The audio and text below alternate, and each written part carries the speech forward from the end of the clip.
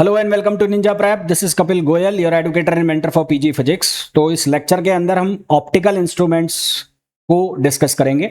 Optical instrument के formula, optical instrument में अलग अलग जो टेलीस्कोप है उनके फॉर्मूला, उनके ऊपर क्वेश्चंस किस तरह से बनते हैं, तो उनके वन लाइनर क्वेश्चन, उनके फॉर्मूला, ये सारी चीजें हम डिस्कस करने वाले हैं। शॉर्ट ट्रिक क्या लग सकती है वो हम चीजें डिस्कस करने वाले हैं। इसके पहले मैंने आप लोगों के साथ डिस्कस किया था रिफ्लेक्शन ऑफ लाइट, और यहां पर मैं डिस्कस कर रहा हूं ऑप्टिकल इंस्ट्रूमेंट्स। तो जो भी इस लेक्चर को देख रहे हैं, स्पेशली जो प्रिपरेशन कर रहे हैं यूकेपीएससी फिजिक्स लेक्चरर एग्जाम के लिए, या फिर प्रिपरेशन कर रहे हैं यूपी जीआईसी लेक्चरर एग्जाम के लिए, या एचपीआरसीए का जो पीजीटी फिजिक्स का एग्जाम होने वाला है, इन एग्जाम्स के लिए अगर आप प्रिपेयर कर रहे हैं तो ये लेक्चर्स आप लोगों के लिए बहुत यूजफुल होने वाले हैं। तो सभी से रिक्वेस्ट रहेगी, प्लीज वीडियो को लाइक जरूर करें। चैनल को सब्सक्राइब नहीं किया है तो चैनल को सब्सक्राइब भी जरूर करें। हाँ जी भाई, देखो हम लोग डिस्कस करेंगे इस लेक्चर के अंदर ऑप्टिकल इंस्ट्रूमेंट्स। ऑप्टिकल इंस्ट्रूमेंट्स का हालांकि फॉर्मूला आपको याद रखने होते हैं, कुछ बेसिक बेसिक चीजें आपको ध्यान में होनी चाहिए वन लाइनर टाइप की। वो अगर आपको आते हैं तो क्वेश्चन पूरे बन जाते हैं। फिर भी हम थोड़ा सा डिटेल में डिस्कस कर लेंगे सो दैट वन लाइनर भी क्लियर होते जाएंगे। फॉर्मूला तो आपको याद रखना ही है, क्योंकि क्वेश्चन जो बनेंगे वो सारे के सारे फॉर्मूला बेस्ड होंगे। तो स्टार्ट कर लेते हैं ह्यूमन आईज से, यानी कि हमारी आंखों से। तो हमारी आंखों के अंदर बहुत सारी जुगाड़ लगे हुए हैं, उन जुगाड़ के अलग अलग नाम है। कुछ जो चीजें हैं वो आपको याद रखनी पड़ेंगी, जैसे कि सबसे पहले हमारी जो आई है, जो ये लेंस दिख रहा है आई लेंस, तो ये एक कॉन्वेक्स लेंस होता है। कौन सा लेंस होता है? Convex lens. ये वाला लगा हुआ है ना, तो ये कौन सा लेंस होता है? Convex lens. ये पूरा, तो ये कौन सा लेंस है? कॉन्वेक्स लेंस होता है, जिसका रिफ्रैक्टिव इंडेक्स कितना होता है? 1.437, है ना। तो ये जो आप देख रहे हो इस डायग्राम में, तो ये क्या लगा हुआ है? आई लेंस लगा हुआ है। तो आई लेंस जो इसका रिफ्रैक्टिव इंडेक्स है 1.437। फिर बात आती है किसकी? रेटिना की। रेटिना क्या होता है? ये डायग्राम आप देखते जाओ, इसमें सारी कहानी छिपी हुई है। रेटिना क्या है साहब? रेटिना, ये दो लेयर दिख रही है आपको, एक तो बाहर वाली लेयर और एक इस लेयर के भी अंदर वाली लेयर है। तो ये जो है इसको हम क्या नाम देते हैं? रेटिना नाम देते हैं। ये कर्व्ड सरफेस आपको दिख रही है ना, एक कर्व्ड सरफेस, तो ये कर्व्ड सरफेस, ये वाली जो कर्व्ड सरफेस है, इसको हम क्या नाम देते हैं? रेटिना नाम देते हैं। तो इस रेटिना के ऊपर रियल और इन्वर्टेड इमेज बनती है ऑब्जेक्ट की। जो भी ऑब्जेक्ट हम देख रहे हैं सामने से, उसकी रियल इमेज या इन्वर्टेड इमेज इस रेटिना के ऊपर ही बनेगी। और इस रेटिना के ऊपर जो इमेज बनेगी उसको ब्रेन क्या करेगा? सेंस करेगा।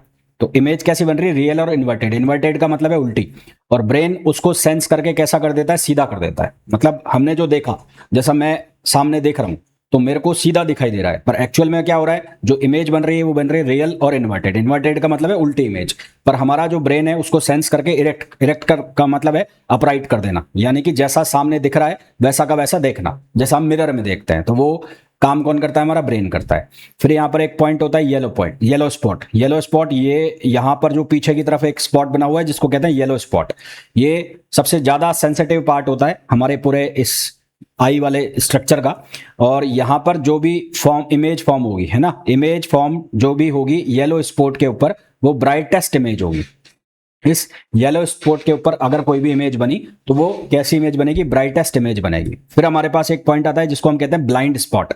ये जहां पर येलो स्पॉट है उसके जस्ट नीचे, बिल्कुल नीचे आके एक स्पॉट है जिसको हम कहते हैं ब्लाइंड स्पॉट। ये रहा। तो ये ब्लाइंड स्पॉट जो है वो क्या करता है? यहां पर जो जो भी ऑप्टिक्स हो रहे हैं, ये यहां से सीधा किसको सिग्नल देता है? ब्रेन को, है ना। तो ब्रेन को जो सिग्नल जाता है वो सीधा का सीधा किसके थ्रू जाता है? ब्लाइंड स्पॉट के थ्रू जाता है। तो लाइट के लिए सेंसिटिव नहीं होता, मतलब यहां पर लाइट पड़ भी रही है तो उसके लिए सेंसिटिव नहीं है। जो भी दिमाग को सिग्नल भेजना है वो किसके थ्रू जा रहे हैं? ब्लाइंड स्पॉट के थ्रू जा रहे हैं। फिर आता है हमारे पास क्लिनरी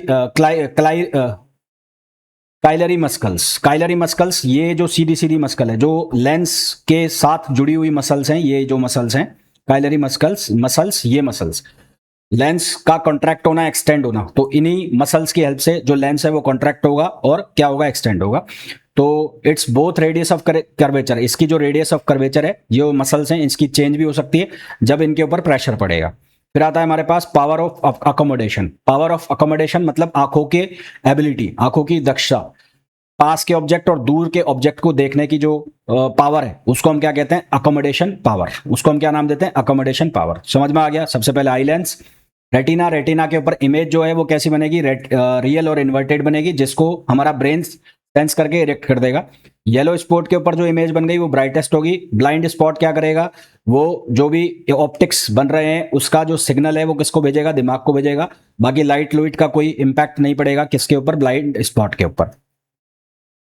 अब when we look distant object, जब हम दूर के ऑब्जेक्ट्स को देखते हैं तो आई हमारी जो है रिलैक्स रहती है, मतलब आराम से उसको देखते हैं।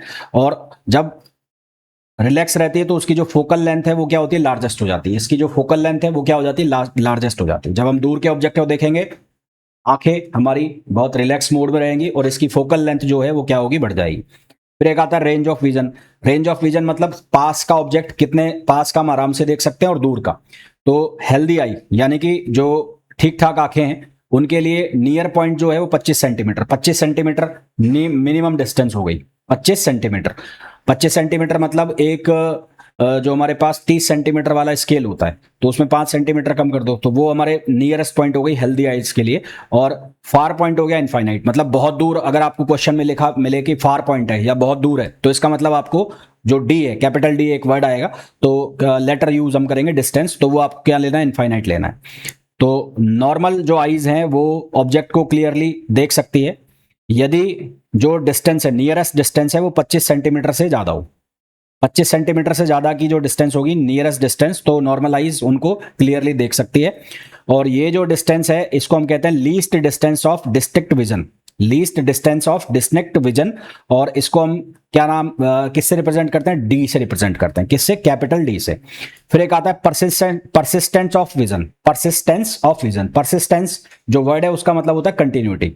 अब यहां इस बात का मतलब क्या है, आपने देखा होगा हम एनिमेशन मूवीज वगैरह देखते हैं तो एनिमेशन मूवीज वगैरह में क्या आता है कि हमें बहुत कम टाइम में एक साथ बहुत सारी इमेजेस दिखा दी जाती है। तो बहुत कम टाइम में जब हमें बहुत सारी इमेजेस एक साथ दिखा दी जाती है तो हमारी आंखें क्या सेंस करती है, उन्हें अलग अलग इमेज सेंस करने की बजाय एक कंटिन्यूअस चलती हुई इमेज सेंस करती है। उसी को हम एनिमेशन नाम देते हैं और उसी को बोला जाता है परसिस्टेंस ऑफ विजन। वापस बता रहा हूं, जब एक बहुत कम टाइम पीरियड में हमें बहुत सारी इमेजेस एक साथ शो करा दी जाएं तो हमारी आंखें क्या देखेंगी, उनको अलग अलग देखने के बजाय एक मूवी के फॉर्म में चलते हुए देखेंगे, लगातार चलती हुई पिक्चर के फॉर्म में देखेंगे, जो कि एनिमेशन के अंदर किया जाता है। तो इसको हम बोलते हैं परसिस्टेंस ऑफ विजन। तो परसिस्टेंस ऑफ विजन में जो टाइम पीरियड है वो कितना होता है, 1/10 सेकेंड। तो अगर हमें 1/10 सेकेंड यानी कि 0.1 सेकेंड के अंदर अंदर सारी इमेजेस शो कर दी जाएं तो हमारी आंखें उनको अलग अलग देखने के बजाय एक चलती हुई पिक्चर के फॉर्म में देखेगी। That is called persistence of vision. फिर आता है बाइनोक्यूलर विजन। बाइनोक्यूलर विजन का मतलब क्या होता है कि हमारे दोनों जो आंखें उनके कोऑर्डिनेट्स, दोनों आंखें जिनके कोऑर्डिनेट्स, जिससे कि वो एक सिंगल इमेज को हमारे दिमाग में फ्रेम कर सके, सिंगल इमेज को हमारे दिमाग में फ्रेम कर सके। That is called binocular vision. Binocular vision की अगर वैसे आपको डेफिनेशन जाननी है तो सीइंग विद टू आईज, दोनों आंखों से देखना, that is called binocular vision. Exactly इसका मतलब क्या है, दोनों आंखों के कोऑर्डिनेट्स जिससे कि एक सिंगल ऑब्जेक्ट की इमेज को हमारे दिमाग में फ्रेम किया जा सके, that is called binocular vision. Persistence of vision मेरे हिसाब से समझ में गए होंगे। फिर हमारे पास एक वर्ड आता है resolution limit. Resolving limit. Resolving limit का मतलब होता है दो ऑब्जेक्ट हैं, मान लो दो ऑब्जेक्ट ऐसे रखें तो उनके बीच की एंगुलर डिस्टेंस, उनके बीच की मिनिमम एंगुलर डिस्टेंस, ताकि हमारी आंखें उनको क्लियरली अलग अलग देख सकें, ताकि हमारी आंखें उनको क्लियरली अलग अलग देख सके। That is called resolving limit या रिजोल्यूशन लिमिट। आंखों के लिए ये जो रिजोल्यूशन लिमिट है इसकी वैल्यू होती है 1 मिनट, और 1 मिनट बराबर होता है 1/60 डिग्री, है ना। आंखों के लिए ये जो रिजोल्यूशन लिमिट है इसकी वैल्यू होती है 1 मिनट, और 1 मिनट का मतलब होता है 1/60 डिग्री। एक छोटा सा एग्जांपल, जैसे कि एक पर्सन है, वो दो पिलर्स, ये दो पिलर्स हैं, इनको जो कि एक दूसरे से 11 किलोमीटर पर हैं, जो कि आंखों से हमारे से कितने किलोमीटर पर है, 11 किलोमीटर पर हैं दोनों, ये वाला भी और ये वाला भी। और इन दोनों के बीच की मिनिमम डिस्टेंस क्या हो ताकि आंखें उनको क्लियरली देख सके। तो आंखों का जो रिजोल्यूशन लिमिट है वो है 1/60 डिग्री। तो 1/60 डिग्री यानी कि ये जो एंगल बन रहा है थीटा, इसकी वैल्यू ज्यादा होनी चाहिए 1/60 डिग्री से, तब तो क्लियरली दिखेगा, अदरवाइज नहीं दिखेगा। तो आपने एक फॉर्मूला पढ़ा है आर्क। आर्क बराबर क्या होता है, आर्क या एंगल जो है वो बराबर होता है आर्क अपॉन रेडियस। तो ये क्या हो गया, ये हो गया आर्क, और ये क्या हो गया, रेडियस। ट्रिग्नोमेट्री में पढ़ा है ना। तो आर्क अपॉन रेडियस, तो डी जो है वो किसकी तरह काम कर रहा है, वो काम कर रहा है आर्क की तरह। और जो ये रेडियस है वो 11 किलोमीटर की रेडियस हो गई, तो 11 × 10⁻³ हो गया। अच्छा, ये डिग्री आपको दिया है, इसको आपको रेडियन में कन्वर्ट करना है, तो π/180 कर लिया। तो यहां से आपके पास डी की वैल्यू आ गई कितनी, 3.2 मीटर। खैर ये तो एक एग्जांपल था, मैं बता रहा हूं किस तरह से आपको क्वेश्चन करना है। अगर इस तरह के क्वेश्चन मिलेंगे कि आंखों के लिए जो दोनों के बीच की डिस्टेंस, ऑब्जेक्ट के बीच की डिस्टेंस जो है वो क्या हो कि आंखों को वो क्लियरली दिखे। तो उस तरह के क्वेश्चन अगर आपको पूछे जाएंगे तो उसको इस तरह से सॉल्व किया जाएगा। अब दो तरह के डिफेक्ट आता है आंखों में जिसके लिए हम चश्मा पहनते हैं। एक डिफेक्ट होता है जिसको हम कहते हैं मायोपिया, और एक डिफेक्ट होता है जिसको हम कहते हैं हाइपर मेटोरपिया, है ना। एक को हम कहते हैं हाइपर मेटोरपिया।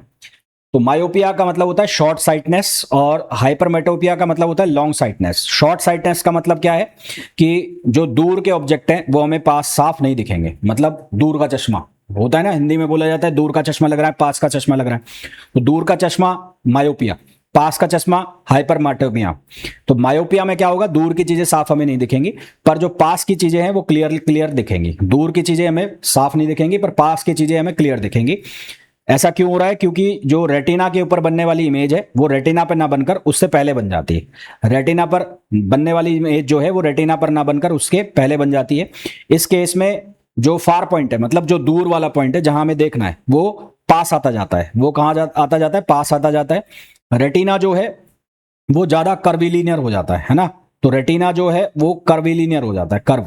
रेटिना जो है वो कर्विलीनियर हो जाता है, जबकि जो लॉन्ग साइटनेस है यानी कि जिसमें दुपास का चश्मा लगता है, जिसको हम हाइपर मेट्रोपिया बोलते हैं, उसमें रेटिना फ्लैट होता जाता है और यहां पर रेटिना क्या होता जाता है, कर्व होता जाता है। समझ गए। तो यहां पर जो इमेज रेटिना पर ना बनकर उसके पहले ही बन जाएगी। तो इसका रीजन क्या है, जो radii of curvature of lens है वो क्या हो जाती है, जो लेंस ये वाला लेंस है, इस लेंस की जो रेडियस ऑफ कर्वेचर है वो कम हो जाती है। रेडियस ऑफ कर्वेचर कम हो जाती है और पावर ऑफ लेंस जो है वो इंक्रीज हो जाती है। क्यों, क्योंकि जो पावर है और जो फोकल लेंथ है वो एक दूसरे के रेसिप्रोकल होते हैं, है ना। तो अगर फोकल लेंथ कम हो गया तो पावर क्या हो जाएगी, इंक्रीज हो जाएगी। यहां ये ध्यान रखना, मैंने ये बोला है radii of curvature of lens. Lens की जो रेडियस ऑफ कर्वेचर है वो क्या हो जाती है, कम हो जाती है।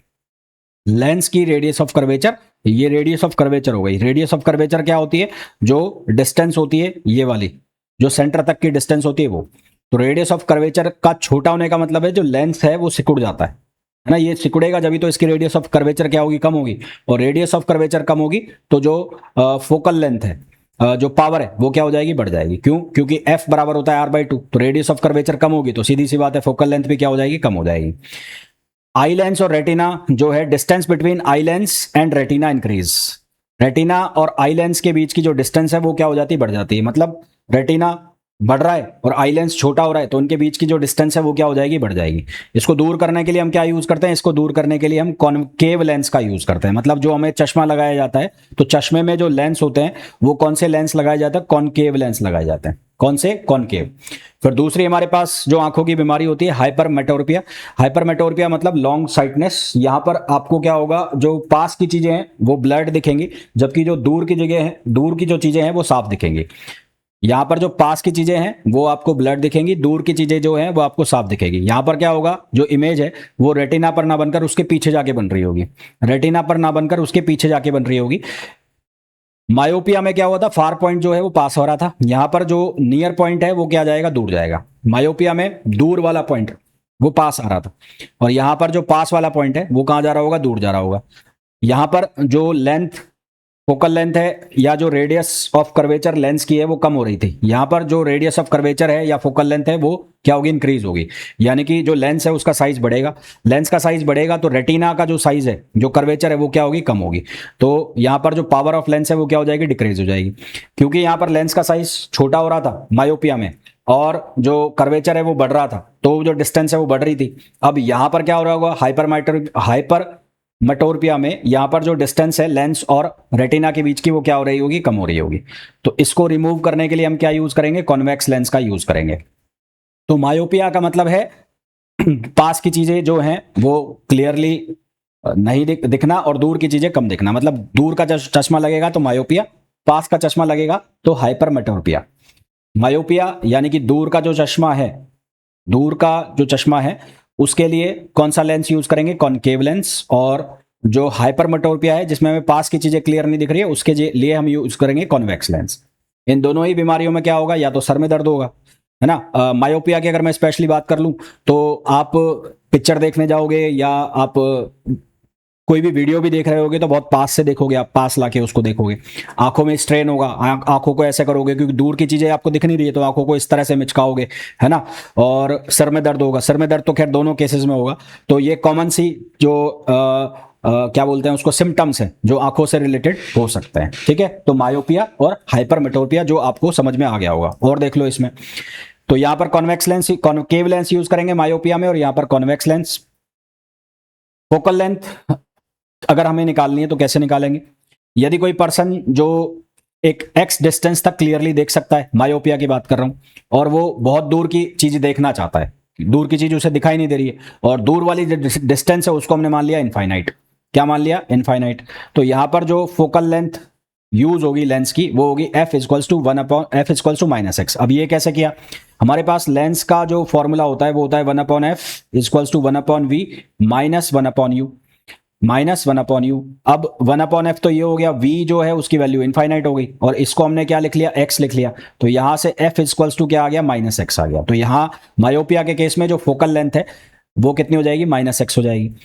दूसरा, अगर एक कोई पर्सन है वो एक्स डिस्टेंस तक क्लियरली देख सकता है और वो देखना चाहता है किसी डिस्टेंस वाई को, तो उस केस में क्या फॉर्मूला बनेगा? One upon F. यहां पर आप क्या लिखोगे? यहां लिखोगे वन अपॉन वाई, वी की डिस्टेंस हो गई ना, वी की वैल्यू, यहां लिखोगे आप वन अपॉन एक्स। तो यहां जो वन अपॉन एफ है, यहां एलसीएम जो है वो आपके पास आ जाएगा वाई एक्स, और ये हो जाएगा कितना? X minus Y. तो यहां से एफ की वैल्यू जो है वो बनेगी X Y upon X minus Y. तो ये किसके लिए हो गया? ये मायोपिया के लिए हो गया। वहीं अगर हाइपरमेट्रोपिया के लिए हम बात करें, तो यदि हाइपरमेट्रोपिया का मतलब क्या है कि जो पास की चीजें वो नहीं दिखेंगी, दूर की चीजें दिख जाएंगी। तो एक पर्सन जो है वो डी डिस्टेंस से अगर कम डिस्टेंस है उससे कम पे वो नहीं देख सकता। A person can not see before distance D, मतलब डी एक लिमिट है, उसके कम अगर आपने डिस्टेंस की तो वो नहीं देख सकता। और वो देखना चाहता है किसी डिस्टेंस कैपिटल डी पर, है ना। Want to see the object place at capital D, मतलब कैपिटल डी जो है ऑब्वियस सी बात है वो डी से कम है, कैपिटल डी जो है वो डी से कम है। तो यहां पर जो फोकल लेंथ है उसका फॉर्मूला बन जाएगा D D upon D minus D. Obvious सी बात है ये डी जो है ये क्या है? स्मॉल डी जो है वो कैपिटल डी से क्या होगा? ज्यादा होगा। तो ये फोकल लेंथ के फॉर्मूला आ गए मायोपिया और हाइपरमेट्रोपिया में। फिर एक हमारे पास आता है प्रेस बायोपिया, है ना। प्रेस बायोपिया में क्या होगा? दोनों दिक्कतें होंगी। एक आंख को दूर वाली चीज देखने में दिक्कत आ रही होगी, एक आंख को पास वाली चीज देखने में दिक्कत आ रही होगी, है ना। तो यहां पर दोनों ही डिफेक्ट होंगे, ना तो दूर की चीज क्लियरली दिख पा रही होगी, ना पास की चीज क्लियरली दिख पा रही होगी। तो ऐसे केस में क्या होगा? ऐसे केस में आपका जो चश्मा लगेगा उसमें दोनों तरह के लेंस लगाए जाएंगे। यानी कि ऐसा भी हो सकता है कि अलग अलग आंखों की दिक्कत हो, ऐसा भी हो सकता है कि एक मतलब दोनों ही आंखों में ये दिक्कत होगी, ना तो दूर की चीज क्लियर दिख रही है ना पास की दिख रही है। तो इस केस में जो चश्मे का लेंस है उसमें आधा पार्ट बनाया जाएगा कॉनकेव और आधा पार्ट बनाएगा कॉन्वेक्स। तो कॉनकेव तो मायोपिया वाला है, जिससे कि आपको जो दूर की चीजें हैं वो क्लियरली दिखे, और जो कॉन्वेक्स है वो हाइपरमेट्रोपिया के लिए होगा, जिसमें आपको पास की चीजें जो हैं वो क्लियरली दिखे। तो यहां पर जो लेंस यूज होंगे वो कौन से लेंस यूज होंगे? Bifocal lens. कौन से लेंस यूज होंगे? Bifocal lens. फिर आता है हमारे पास एक और बीमारी, एस्टिग्मेटिज्म। एस्टिग्मेटिज्म, तो ये जो डिफेक्ट है इसमें जो आंखें हैं वो हॉरिजेंटल और वर्टिकल लाइंस को क्लियरली नहीं देख पाती। हॉरिजेंटल लाइन ऐसे और वर्टिकल लाइन ऐसे, इनको क्लियर कट आंखें नहीं देख पाती, तो इसको बोलते हैं एस्टिग्मेटिज्म।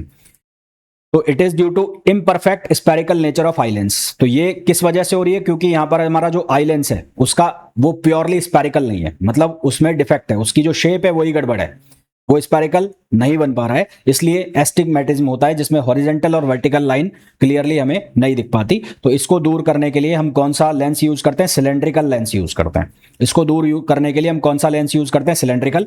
सिलेंड्रिकल लेंस को टॉरिक लेंस भी कहा जाता है। सिलेंड्रिकल जो लेंस है उसको टॉरिक लेंस भी कहा जाता है। समझ में आ गया कौन कौन सी बीमारी है, कौन कौन सी बीमारी में कौन कौन सा लेंस यूज होगा। मायोपिया में दूर की चीज नहीं दिखेंगी, पास की दिखेंगी। हाइपरमेट्रोपिया में दूर की चीजें दिखेंगी, पास की चीज नहीं दिखेंगी। मायोपिया की बात करेंगे तो रेटिना के पहले इमेज बन जाएगी। हाइपरमेट्रोमिया की बात करेंगे तो रेटिना के पीछे इमेजेस बनेगी। ठीक है, दूर करने के लिए क्या करते हैं वो मैंने आपको बता दिया, फोकल लेंथ कैसे निकालते हैं वो मैंने आपको बता दिया। अब हमारे पास इंस्ट्रूमेंट्स, तो सबसे पहले माइक्रोस्कोप की बात करें। माइक्रोस्कोप में सिंपल माइक्रोस्कोप की बात करें तो ये फॉर्मूला आगे चल के डिस्कस करेंगे थोड़ा सिंपल वे में। सिंपल माइक्रोस्कोप ये क्या है? एक सिंगल कॉन्वेक्स लेंस है। हम जो कई बार बनते हैं ना व्योम के व्योम के केम बख्शी, व्योम केम बख्शी बनते हैं, जिसमें लेंस देखकर हम चीजें देखते हैं। कई बार देखा होगा आपने, लेंस देखा होगा घर का, तो वो सिंगल कॉन्वेक्स लेंस होता है, और जिसकी फोकल लेंथ क्या रखी जाती है, कम रखी जाती है। जिसकी फोकल लेंथ क्या होती है, कम होती है। तो इसको मैग्नीफाइंग ग्लास भी बोलते हैं या रीडिंग लेंस भी बोलते हैं। मतलब कई लोग देखते हैं, आपने देखा होगा, एक छोटा सा चश्मा रखते हैं, यूं लगा के देखते रहते हैं, या लेंस से कई चीजें ऐसे पढ़ रहे थे, तो इसको रीडिंग लेंस भी बोलते हैं या मैग्नीफाइंग लेंस भी बोलते हैं। अब यहाँ पर जो मैग्निफिकेशन है उसके दो फॉर्मूला होते हैं। एक फॉर्मूला जो इमेज है वो किसी पर्टिकुलर डिस्टेंस डी पर बन रही है उसके लिए, और एक फॉर्मूला जो इमेज है वो इनफाइनाइट डिस्टेंस पर बन रही है उसके लिए। जब पर्टिकुलर डिस्टेंस पर बन रही है तो उसके लिए फॉर्मूला यूज करते हैं M D equals to 1 plus D upon F, और ये जो मैग्निफिकेशन है मैक्सिमम होता है। और एक फॉर्मूला जिसमें इमेज जो है वो इनफाइनाइट पर बन रही होती है तो उस केस में फॉर्मूला होता है डी अपॉन एफ, और यहाँ पर जो मैग्निफिकेशन होता है वो मिनिमम होता है। यहां पर जो मैग्निफिकेशन होता है वो मिनिमम होता है। मैक्सिमम और मिनिमम मैग्निफिकेशन के बीच का जो डिफरेंस है वो कितना होता है, 1 होता है। वो कितना होता है, 1 होता है। ठीक है, मैक्सिमम और मिनिमम मैग्निफिकेशन के बीच का जो डिफरेंस है वो कितना होता है, 1 होता है। यदि जो लेंस है उसको एक पर्टिकुलर डिस्टेंस पर रखा जाए आंखों से, लेंस को एक पर्टिकुलर डिस्टेंस, मान लो वो डिस्टेंस ए है, तो ए डिस्टेंस पर आंखों से रखा जाए, तो हमारे पास जो मैक्सिमम डिस्टेंस है उसका फॉर्मूले में चेंज हो जाएगा, वो बन जाएगा 1 प्लस डी माइनस ए अपॉन एफ, और जो मिनिमम है वो बन जाएगा 1 तो हट गया, डी माइनस ए अपॉन एफ। तो ये हमारे पास फॉर्मूला बन जाते हैं। अब ये फॉर्मूला हम निकालते कैसे हैं वो देखो। Magnifying power of simple microscope. तो सिंपल माइक्रोस्कोप है क्या, सिंपल माइक्रोस्कोप में हम एक कॉन्वेक्स लेंस यूज कर रहे हैं जिसकी फोकल लेंथ क्या है, कम है, जिससे कि हम छोटे ऑब्जेक्ट को बड़ा करके देख सकते हैं। इसलिए तो पढ़ते हैं, वो किताबों के आगे लगाते हैं छोटे छोटे अक्षर बड़े होके दिख जाएं, तो इसलिए वो हम देखते हैं। तो कैसा लेंस होता है, कॉन्वेक्स लेंस होता है। कॉन्वेक्स लेंस कन्वर्जिंग लेंस होता है, इसलिए जो छोटी चीजें उनको हम बड़ा करके देख सकते हैं। मैग्नीफाइंग पावर का जो फॉर्मूला है उसको कैसे लिखा जाता है, angle subtended by image at eye, आंखों पर जो इमेज एंगल बनाती है वो एंगल, अपॉन जो विदाउट लेंस आंखों पर एंगल बनता है वो। मतलब एक बार तो आप लेंस के बिना देख रहे हो किसी चीज को, एक बार लेंस के साथ देख रहे हो। तो जब लेंस के बिना देख रहे हो तो वो एंगल, और लेंस के साथ देख रहे हो तो वो एंगल। जो लेंस के साथ देख रहे हो तो उस एंगल को हमने बोला बीटा, और लेंस के बिना देख रहे हो तो उस एंगल को हमने बोला अल्फा। तो बीटा और अल्फा का जो ये रेशो है, बीटा और अल्फा का जो ये रेशो है, इसको हम क्या बोलेंगे, इसको हम बोलेंगे मैग्निफिकेशन।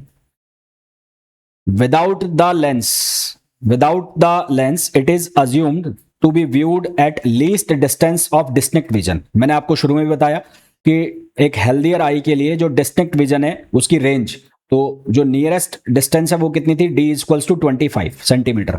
तो हम ये मान के चलते हैं कि आंखों के लिए जो नियरेस्ट डिस्टेंस है जहां तक वो क्लियरली देख सकता है, तो वो डी की वैल्यू कितनी होगी, 25 सेंटीमीटर होगी। अब यहाँ दो केस बनेंगे मैग्निफिकेशन के। एक बनेगा कि जो फाइनल इमेज है वो इनफाइनाइट पर बने, और एक बनेगा एक फाइनल जो इमेज है वो डी के ऊपर बने, डी एक पर्टिकुलर डिस्टेंस के ऊपर बने।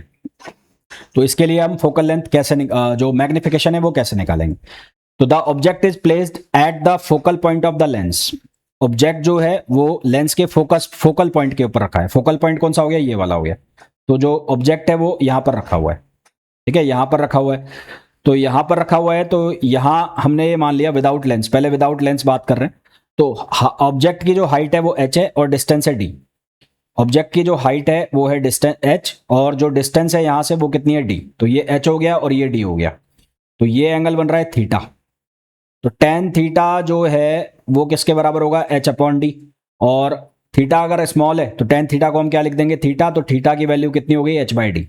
तो यहां से थीटा की वैल्यू हमने कितनी लिख ली, h बाई डी। ये कब है, ये विदाउट लेंस बात चल रही है। ये सारी बात कब चल रही है, विदाउट लेंस। अब विद लेंस में क्या होगा, जो फाइनल इमेज होगी वो कहां पर बन रही है, इनफाइनाइट पर।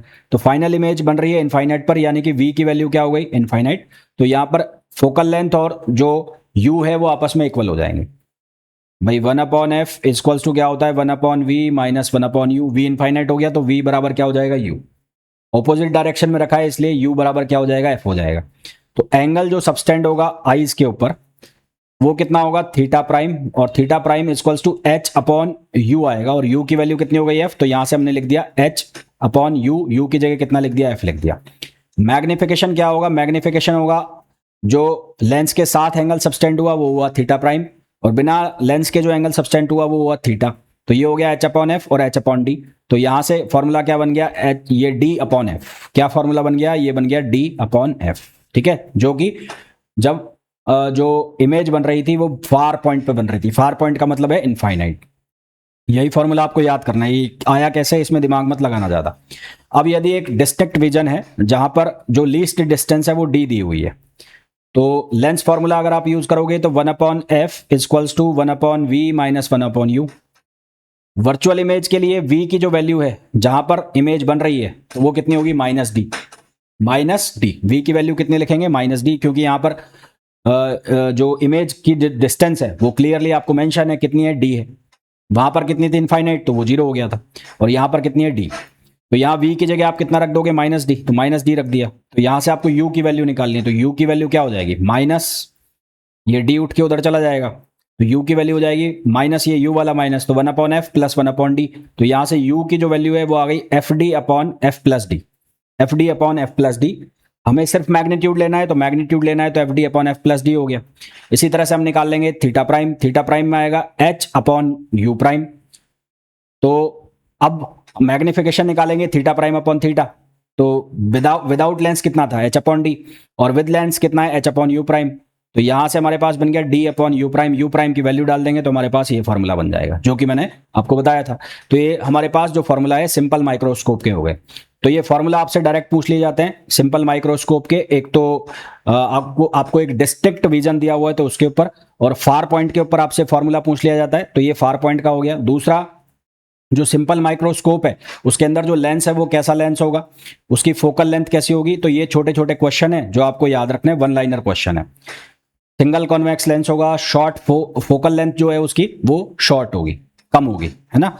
तो ये क्वेश्चंस आपसे पूछे जाते हैं सिंपल माइक्रोस्कोप के केस में। फिर दूसरा आता है हमारे पास कंपाउंड माइक्रोस्कोप। कंपाउंड माइक्रोस्कोप में हमारे पास दो कन्वर्जिंग लेंस होते हैं, एक लेंस होता है ऑब्जेक्टिव लेंस और एक लेंस होता है आई लेंस। तो ये वाला जो लेंस है ये ऑब्जेक्टिव लेंस है और ये वाला लेंस है आई लेंस। क्लियरली दिख रहा है, ऑब्जेक्टिव लेंस जो है उसका रेडियस ऑफ कर्वेचर कम है, उसकी फोकल लेंथ कम है, और जो आई लेंस है उसकी रेडियस ऑफ कर्वेचर ज्यादा है, उसकी फोकल लेंथ ज्यादा है। तो आई लेंस जो है उसकी फोकल लेंथ ज्यादा होती है in comparison to objective lens. तो डायमीटर भी आई लेंस का ज्यादा होगा, बड़ा है तो उसका डायमीटर भी क्या होगा, ज्यादा होगा। फाइनल जो इमेज बनेगी यहां पर वो मैग्नीफाइड बनेगी, वर्चुअल बनेगी और इन्वर्टेड बनेगी, उल्टी बनेगी, जिसको आंखें सेंस करके सीधा कर देती हैं। तो फाइनल जो इमेज है वो मैग्नीफाइड होगी, वर्चुअल इमेज होगी और इन्वर्टेड का मतलब है उल्टी इमेज बनेगी। यहां पर आपको एक डायग्राम दिख रहा है, इस डायग्राम में ये ऑब्जेक्ट रखा हुआ है यहां पर। तो ऑब्जेक्ट की जो इमेज बन रही है वो यहां पर बन रही है, तो ये हो गया ऑब्जेक्ट और यहां पर बन रही है इमेज। तो यू नॉट, हमने एक डिस्टेंस लिया यू नॉट क्या है, distance of object from objective lens. फिर हमने एक डिस्टेंस लिया वी नॉट क्या है, distance of image from objective lens, तो ये रे के ऑपोजिट डायरेक्शन में, ये रे की डायरेक्शन में, तो इसको हम लिखेंगे -u और इसको हम लिखेंगे +v0। फिर हमने एक डिस्टेंस ली है ue जो डिस्टेंस है वो कौन सी डिस्टेंस है, इस a प्राइम b प्राइम की डिस्टेंस है यहां से, इस पोल से। तो ue distance of a prime b prime from I lens, तो आई लेंस से जो डिस्टेंस है इसको हम बोलेंगे ue सॉरी। और फिर हमने एक डिस्टेंस लिए ve, तो ve जो डिस्टेंस है वो फाइनल इमेज जो बनेगी आई लेंस के ऊपर वो डिस्टेंस है। f0 ऑब्जेक्टिव लेंस की जो फोकल लेंथ है और fe जो आई लेंस है उसकी फोकल लेंथ है। तो यहां से जो मैग्निफिकेशन का फॉर्मूला आएंगे वो ये फॉर्मूला आएंगे, ये अभी बताऊंगा मैं आपको कैसे आ रहे हैं, पर आपको ये याद रखना है। फॉर्मूला क्या आएगा, -v0 upon u0 1 + d upon fe, ये याद रखने पड़ेंगे भाई, इनका कोई ऑल्टरनेटिव नहीं है।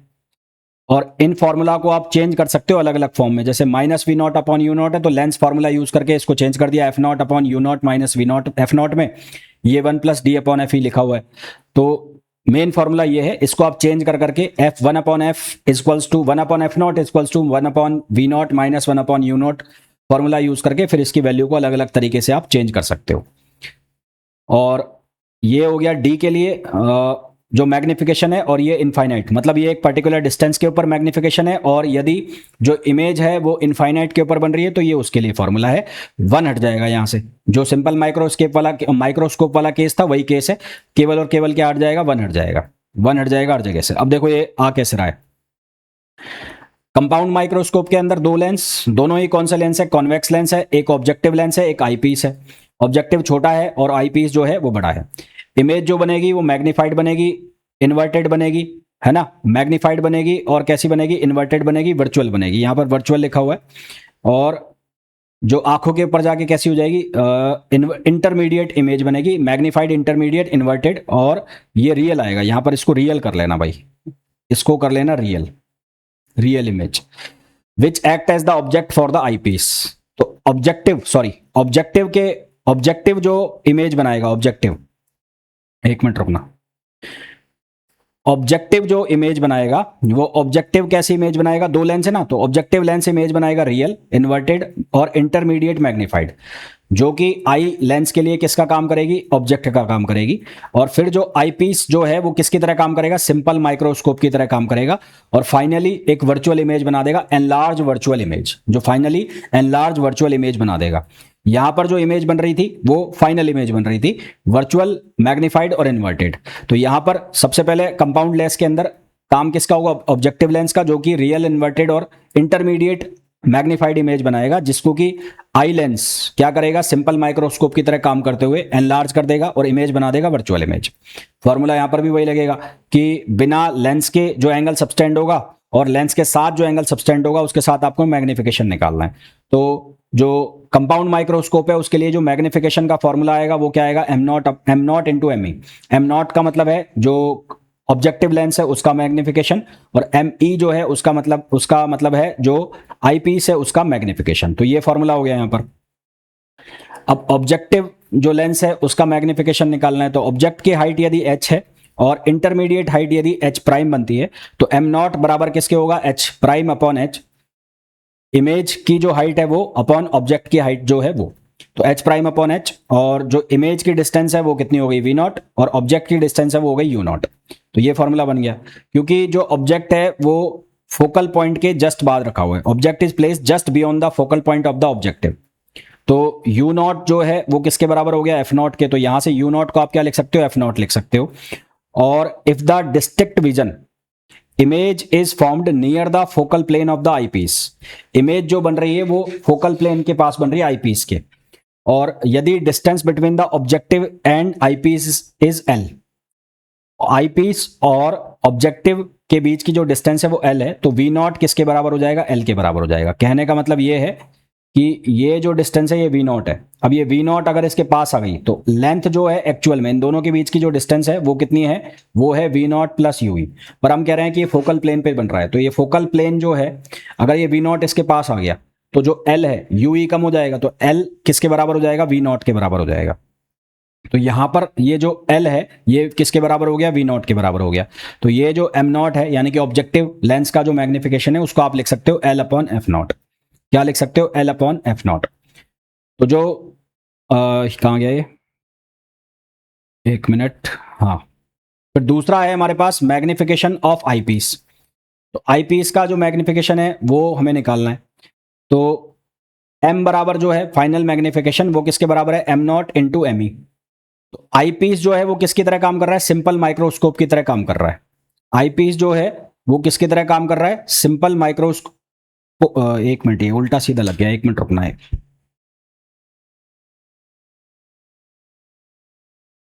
हाँ जी, तो हमने यहां तक बात कर ली थी M naught equals to L upon F naught. अब दूसरा स्टेप है, दूसरा केस, यदि जो इमेज बन रही है वो कहां पर बन रही है, एक डिस्टेंस डी पर बन रही है, तो आई पीस का जो मैग्निफिकेशन होगा वो क्या होगा, M E equals to one plus D upon F E, क्योंकि जो आई पीस है वो सिंपल माइक्रोस्कोप की तरह काम कर रहा है। तो m जो है वो किसके बराबर है, वो बराबर है एम नॉट और एम ई। तो यहां आपने दोनों की वैल्यू रख दी, आंसर आ गया आपके पास। अब यदि आपको ये कह दिया जाए कि जो इमेज है वो फार पॉइंट पे बन रही है, फार पॉइंट पे बन रही है मतलब कि ये वन हट जाएगा, तो ये वन हट जाएगा, तो उस केस में हमारे पास फॉर्मूला कौन सा आ जाएगा, ये वाला फॉर्मूला आ जाएगा, है ना। तो ये हमारे पास किसके फॉर्मूला हो जाते हैं, कंपाउंड माइक्रोस्कोप के फॉर्मूला आ जाते हैं। बहुत सिंपल है, माइक्रोस्कोप का फॉर्मूला याद रखना है और उसको आपको एल अपॉन एफ नॉट से मल्टीप्लाई कर देना है। एल अपॉन एफ नॉट को आप ये भी लिख सकते हो V naught upon U naught, जो कि मैंने यहाँ के फॉर्मूला में लिखा हुआ था। ये V naught upon U naught जो कि यहाँ के फॉर्मूला में लिखा हुआ था, आप ये इसको लिख सकते हो, ठीक है। चलिए भाई, ये मैग्नीट्यूड लिखा हुआ है सारा, आगे आगे देखो। लेंथ ऑफ ट्यूब यदि इमेज जो है वो डी पर बन रही है, डी पर बन रही है तो लेंथ ऑफ ट्यूब किसके बराबर होगी, V naught plus U E, V naught plus U E. V naught की वैल्यू आप लिख दो यहां से 1/f0 plus 1/v0 minus 1/u0। तो यहां से वी नॉट की वैल्यू निकाल के लाओ f0 और u0 के फॉर्म में, और इसी तरह से आप ue की वैल्यू निकाल के लाओ, ue की वैल्यू fe और d के फॉर्म में निकाल के लाओ। तो इसको आप कैसे निकाल के लाओगे, 1/fe, इसको 1/ve और माइनस 1/ue। तो 1/fe, ve जो है उसको आपने लिख दिया d, और ue आप यहां से निकाल ही लोगे। तो ये दोनों से आप ये वैल्यू निकालो v0 और ue की, और इनको यहां पर रख दो। यदि जो इमेज है वो इनफाइनाइट पर बन रही है तो उस केस में d की जगह इनफाइनाइट हो जाएगा। fe की वैल्यू आपको क्या रख देनी है, ue रख देनी है मैग्नीट्यूड में। तो जब भी हम इनके लिए फॉर्मूला बनाएंगे, मतलब इससे और इससे ये फॉर्मूला बनाएंगे, तो साइन कन्वेंशन का हम यूज नहीं करेंगे। तो यहां पर हम साइन कन्वेंशन का यूज नहीं करेंगे, ठीक है। तो आई होप यहां तक आपको चीजें बहुत अच्छे से क्लियर हो गई होंगी। तो मैग्निफिकेशन का फॉर्मूला आ गया कंपाउंड लेंस के लिए। अब हम बात करेंगे किसके लिए, resolving limit and resolving power. Resolving limit का मतलब क्या होता है कि वो लिमिट दो ऑब्जेक्ट के बीच की वो मिनिमम डिस्टेंस, एक माइक्रोस्कोप के लिए वो मिनिमम डिस्टेंस दो लाइंस के बीच में या दो ऑब्जेक्ट के बीच में, जिससे कि उनको क्लियर कट देखा जा सके, है ना, दोनों को क्लियर कटली देखा जा सके, आंखें उनको रिजॉल्व कर सके, तो उसको हम कहते हैं रिजॉल्विंग लिमिट। तो रिजॉल्विंग लिमिट जो है उसका फॉर्मूला बनता है λ/2 mu sine theta, λ/2 mu sine theta. और रिजॉल्विंग लिमिट का रेसिप्रोकल होता है resolving power, ability to see the two images distinct way, दोनों को अलग अलग देखने की एबिलिटी जो है उसको हम बोलते हैं रिजॉल्विंग पावर। ये रिजॉल्विंग लिमिट का उल्टा है, रिजॉल्विंग लिमिट का उल्टा है, तो इसका उल्टा कर दो तो ये बन जाएगा 2 mu sine theta upon lambda. तो यहां से रिजॉल्विंग पावर जो है वो किसके बराबर हो गई या किसके प्रोपोर्शनल हो गई, 1/λ के। वहीं अगर मैं रिजॉल्विंग लिमिट की बात करूं तो वो डायरेक्टली प्रोपोर्शनल हो गई किसके, लैम्डा के, ठीक है, डायरेक्टली प्रोपोर्शनल हो गई लैम्डा के। अच्छा एक चीज और, यहां जो म्यू साइन थीटा है उसको हम बोलते हैं न्यूमेरिकल एपरेचर। ये जो म्यू साइन थीटा लिखा हुआ है इसको हम बोलते हैं न्यूमेरिकल एपरेचर। तो ये जो फॉर्मूला है इसको हम ऐसे भी लिख सकते हैं, resolving limit equals to λ/2na, और इसी तरह से रिजॉल्विंग पावर जो है उसको हम लिख सकते हैं 2na upon lambda, 2na upon lambda. तो कई बार आप ये फॉर्मूला देखते होगे कि na लिखा हुआ है, तो na मतलब है न्यूमेरिकल एपरेचर, जो कि किसके बराबर होता है, म्यू साइन थीटा के बराबर होता है। म्यू जो है वो रिफ्रैक्टिव इंडेक्स है मीडियम का, ऑब्जेक्ट और ऑब्जेक्टिव के बीच का। एक माइक्रोस्कोप होती है जिसको हम बोलते हैं इलेक्ट्रॉन माइक्रोस्कोप। इस इलेक्ट्रॉन माइक्रोस्कोप के लिए जो इलेक्ट्रॉन बीम है उसकी वेवलेंथ होती है 1 आर्मस्ट्रॉन्ग, और इसका जो यूज किया जाता है is used in it so at resolving power जो है approximately 5000 times more than the ordinary microscope. Ordinary microscope जिसकी जो वेवलेंथ होती है 5000 आर्मस्ट्रॉन्ग होती है, और इलेक्ट्रॉन माइक्रोस्कोप में वेवलेंथ यूज कर दी जाती है 1 आर्मस्ट्रॉन्ग की, जो कि इलेक्ट्रॉन की बीम की होती है। वो इसलिए यूज की जाती है ताकि रिजॉल्विंग पावर को बढ़ाया जा सके। तो रिजॉल्विंग पावर कितने टाइम्स बढ़ा दी जाती है, 5000 टाइम्स बढ़ा दी जाती है। फिर आता है हमारे पास टेलीस्कोप। एक हमने पढ़ा सिंपल माइक्रोस्कोप, एक हमने पढ़ा कंपाउंड माइक्रोस्कोप, अब उसके बाद आएगा टेलीस्कोप। टेलीस्कोप के अंदर भी दो लेंस होंगे, एक होगा ऑब्जेक्टिव लेंस, एक होगा आई लेंस। यहां पर कंपाउंड लेंस से थोड़ी सी चीजें अलग होंगी। कंपाउंड लेंस में क्या था कि जो ऑब्जेक्टिव लेंस है वो छोटा था और आई लेंस बड़ा था। यहां पर ऑब्जेक्टिव लेंस बड़ा होगा और आई लेंस क्या होगा, छोटा होगा।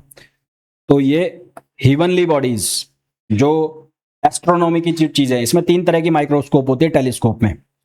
एक होती है एस्ट्रोनॉमिकल, एक होती है टेरेस्टेरियल, और एक होती है गैलीलियन टेलीस्कोप। तो सबसे ज्यादा जो हमारे काम आती है वो कौन सी आती है, एस्ट्रोनॉमिकल।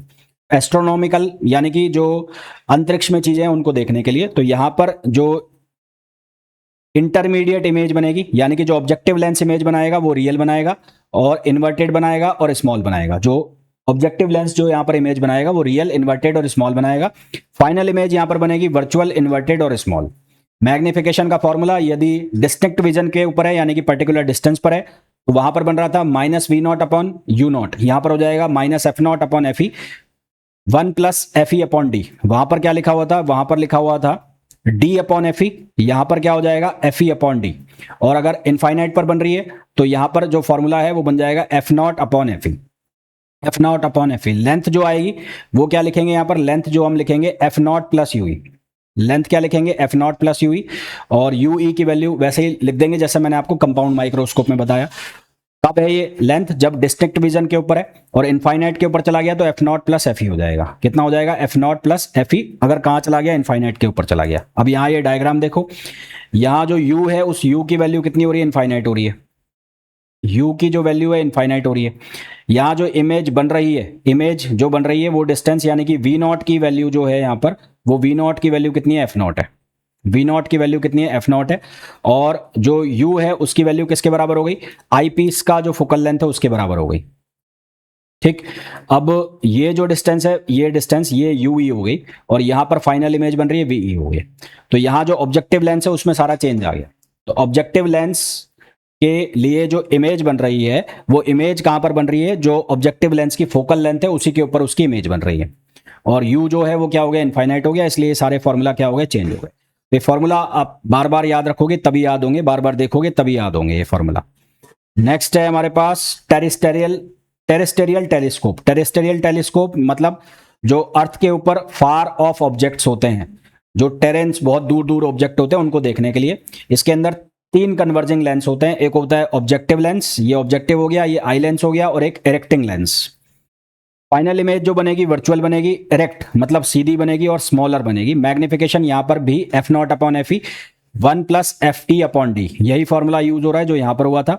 और फार पॉइंट के लिए भी same formula, F naught upon F ई, माइनस हट जाएगा क्योंकि यहाँ पर जो इमेज बनेगी वर्चुअल बनेगी और इरेक्ट बनेगी। लेंथ का फॉर्मूला यहाँ पर हो जाएगा F naught plus 4f plus U ई। हालांकि ये नहीं पूछते, ज्यादातर जो पूछी जाती है आपसे वो कौन सी पूछी जाती है? एस्ट्रोनॉमिकल पूछी जाती है। फिर एक होता है आपके पास गैलीलियन टेलीस्कोप।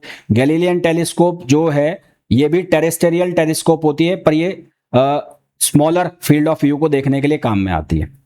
यहाँ पर जो ऑब्जेक्टिव लेंस है वो कन्वर्जिंग लेंस होता है, आई लेंस जो होता है वो डाइवर्जिंग लेंस होता है। यहाँ पर लेंस अलग अलग नेचर के हो गए। इसके पहले दोनों जो थी एस्ट्रोनॉमिकल और टेरेस्टोरियल, इसमें जितने भी लेंस थे वो सारे के सारे कॉन्वेक्स थे, यानी कि कन्वर्जिंग लेंस थे। जबकि गैलीलियन में क्या होगा? एक कन्वर्जिंग होगा और एक डाइवर्जिंग होगा। यहाँ पर जो मैग्निफिकेशन का फॉर्मूला है उसमें चेंज आएगा, यहाँ पे प्लस की जगह क्या आ गया? माइनस आ गया। इसी तरह से यहाँ लेंथ के फॉर्मूला में भी एफ नॉट प्लस यू ई की जगह एफ नॉट माइनस यू ई हो जाएगा, और यहाँ पर एफ नॉट प्लस एफ ई की जगह F not minus F E हो जाएगा। तो ये चीज़ें आपको ध्यान रखनी है, याद रखोगे तो फायदे में रहोगे। ठीक है, फिर अब करते हैं कुछ क्वेश्चंस। क्वेश्चन है, पहला क्वेश्चन है, a man can see the object up to a distance of 1 metre. एक इंसान है जो कि एक ऑब्जेक्ट को देख सकता है जो 1 मीटर के डिस्टेंस पर है। When can see the object up to a distance of 1 metre from his eyes for correcting his eye sight so that he can see an object in infinite. जो दूर के ऑब्जेक्ट को भी देख सके, यानी कि myopia. He requires a lens whose power is. तो लेंस हमें बताना है उसकी पावर क्या है। तो पावर जो होती है वो होती है 1 अपॉन एफ, फोकल लेंथ के, है ना। तो यहाँ जो डिस्टेंस ऑफ 1 मीटर है फ्रॉम हिज आईज, आंखों से जो डिस्टेंस है वो 1 मीटर की दे रखी है। तो एफ जो है वो कितना हो गया? वो हो गया 100। एफ की जो वैल्यू है वो हो गई 100 सेंटीमीटर। एफ की वैल्यू हो गई 100 सेंटीमीटर और आंखों के ऑपोजिट है डिस्टेंस, तो यहां पे लिखेंगे -1। हालांकि हमें मैग्नीट्यूड लिखना है, तो यहां पर इसको डायोप्टर में बदलूंगा तो P बराबर कितना हो जाएगा? 100 अपॉन एफ डायोप्टर। मैंने इसको मीटर को डायोप्टर में बदल दिया। इसको पहले 1 मीटर को आप चाहो तो 1 मीटर ही लिख दो। तो यहां से जब आप इसको सॉल्व करोगे तो यहां से क्या आ जाएगा? 1 डायोप्टर। तो आंसर क्या आ जाएगा? 1 डायोप्टर। इसको आप चाहो तो मीटर में भी लिख सकते हो, आप इसको ऐसा भी लिख सकते हो, -1 मीटर। फिर नेक्स्ट क्वेश्चन है, a man can see clearly up to 3 metres. एक जो इंसान है वो 3 मीटर तक क्लियरली देख सकता है, तो एक्स की वैल्यू 3 मीटर है। Prescribe a lens for his specs so that he can see clearly up to 12 metre. मतलब उसको 12 मीटर तक देखना है, तो उसको क्या हो रहा है? मायोपिया हो रहा है। तो ये क्या हो गया? मायोपिया हो गया। तो मायोपिया के लिए जो फोकल लेंथ का फॉर्मूला बनाया था हमने, वो क्या बनाया था? X Y upon X minus Y, X Y upon X minus Y. तो x की जो वैल्यू है वो 3 है और y की जो वैल्यू है वो है 12 अपॉन ये कितना हो गया? 3 माइनस 12, तो ये हो गया 36 और ये हो गया -9। तो आंसर आ जाएगा -4d। आंसर क्या आ जाएगा? माइनस का 4d। तो हमें क्या बताना है? हमें बताना है पावर बतानी है। तो पावर, ये तो फोकल लेंस आ गया, तो पावर जो है वो हो जाएगा 1 अपॉन एफ। तो यहाँ से ही आ जाएगा -1 अपॉन 4d। -1/4d हमारे पास आंसर आ जाएगा। यहाँ ध्यान से देखो, ये 4d भी लिखा हुआ है, तो यहाँ फोकल लेंथ निकालिए, आपको पावर पूछ रहा है, तो पावर क्या आ जाएगा, फोकल लेंथ का उल्टा। ये जो क्वेश्चन है, डायमीटर ऑफ आई बॉल और a normal I is about 2.5 centimetre, the power of eye lens. तो पहला केस, सबसे पहले तो v की डिस्टेंस देख लो आप, तो आई लेंस और ये हो गया रेटिना, तो ये लेंस हो गया आई लेंस और ये रेटिना हो गया, तो इनके बीच की जो डिस्टेंस है वो वही होती है जो कि आई बॉल का डायमीटर होता है। तो आई बॉल का डायमीटर कितना है, 2.5 सेंटीमीटर। 2.5 सेंटीमीटर का मतलब हो गया 0.025 मीटर। तो ये हमारे पास किसकी डिस्टेंस हो गई, v की डिस्टेंस हो गई। इसकी डिस्टेंस हो गई, v की डिस्टेंस हो गई। पावर ऑफ लेंस हमें वेरी करानी है, तो 1/f equals to 1/v minus 1/u। तो केस फर्स्ट में फार ऑब्जेक्ट के लिए, तो फार ऑब्जेक्ट के लिए जो u है उसकी वैल्यू हो जाएगी इनफाइनाइट, तो यहाँ जो f है वो किसके बराबर हो जाएगा, v, और f v के बराबर हो जाएगा, तो ये बन जाएगा 0.025 मीटर। आपको निकालनी है पावर, तो पावर इक्वल्स टू 1/f, तो ये हो जाएगा 1/0.25, तो 1/0.25 ये ऊपर जाएगा, तो यहाँ से बन जाएगा 40 मीटर, 40 डायोप्टर। तो यहाँ से हमारे पास जो पावर है पहले केस में वो 40 डायोप्टर आ जाएगी। दूसरा केस है कि जो ऑब्जेक्ट है वो रखा है डी, नियरेस्ट डिस्टेंस पर रखा है, यानी कि 25 सेंटीमीटर। 25 सेंटीमीटर का मतलब हो गया 0.25 मीटर। तो यहाँ से आप 1/f की वैल्यू निकालोगे, तो 1/f कितना हो जाएगा, ये हो जाएगा 1/v। 1/v जो है वो कितना हो गया 0.025, और u जो है माइनस माइनस क्या हो जाएगा, प्लस, माइनस लगाओगे ना तो माइनस माइनस हो जाएगा प्लस। तो यहाँ से हम पावर निकालेंगे तो वो आ जाएगा 44 डायोप्टर। तो यहाँ से जो पावर निकालेंगे वो कितना आ जाएगा, 44 डायोप्टर। तो रेंज जो आ जाएगी वो आ जाएगी 44 टू 40d। फिर दूसरा नेक्स्ट क्वेश्चन पूछा है, 2 point separated by a distance of 0.1 mm। दो पॉइंट्स है जिनके बीच की जो सेपरेशन है वो रखी है 0.1 mm। Just be resolve in a microscope when a light of wavelength 6000 Armstrong is used. If light of wavelength 4800 Armstrong is used, तो लिमिट ऑफ रिजोल्यूशन बताना है। तो लिमिट ऑफ रिजोल्यूशन यानी कि रिजोल्यूशन लिमिट वो बराबर था किसके, वो बराबर था λ/2na। λ/2na इसके बराबर था लिमिट ऑफ रिजोल्यूशन। तो RL1/RL2 बराबर हो जाएगा λ1/λ2। तो रिजोल्यूशन लिमिट पहले केस में कितनी है, 0.1 है। दूसरे वाली आपको निकालनी है। λ1 की वैल्यू आपको दे रखी है 6000 और λ2 की वैल्यू आपको दे रखी है 4800। तो ये कट गया, 12 चौक 48, 12 पंच 60। तो यहाँ से RL2 जो है वो बनेगा 4 इंटू 0.1/5। 4 इंटू 0.1/5 बनेगा, तो हमारे पास जो आंसर है वो आ जाएगा 0.08 mm। 8 पंच 40 होता है ना, तो 0.08 mm हमारे पास ये आंसर आ जाएगा। If focal length of objective and eye lens of a microscope are 1.2 centimeter and 3 centimeter respectively, and the objective is put 1.2 centimeter away from the objective lens, and the final image is formed at infinite, then magnifying power of the microscope f0 जो आपको दिया हुआ है, f0 वो value आपको दी हुई है 1.2 centimetre, और fe जो आपको दिया हुआ है वो दिया हुआ है 3 सेंटीमीटर। u0 की जो वैल्यू आपको दी हुई है वो दी हुई है 1.25 सेंटीमीटर। ऑब्जेक्ट जो आपका बन रहा है यानी कि v वो बन रहा है इनफाइनाइट पर, तो आपको m इनफाइनाइट वाला फॉर्मूला यूज करना है। तो m इनफाइनाइट वाला फॉर्मूला यूज करना है, तो माइनस f0 अपॉन कितना हो जाएगा, ये हो जाएगा u0 माइनस f0। कौन सा फॉर्मूला यूज कर रहा हूं मैं फॉर्मूला यूज कर रहा हूं कंपाउंड माइक्रोस्कोप का ये वाला, minus f0 upon minus v0 upon u0 है, उसको मैंने चेंज करके लिखा तो ये बन गया minus f0 upon u0 minus f0 d upon fe। तो ये वाला फॉर्मूला हम यूज कर रहे हैं, तो ये वाला फॉर्मूला यूज करेंगे। तो यहां पर क्या लिखा जाएगा, यहां लिखा जाएगा d अपॉन fe। तो अब सारी वैल्यू सब्सटीट्यूट करो, माइनस ये हो गया 1.2, यहां पर हो जाएगा 1.25, ये आ जाएगा माइनस 1.2। डी की जो वैल्यू है वो आपको रखनी है 25, और एफ ई ये हो गया 3।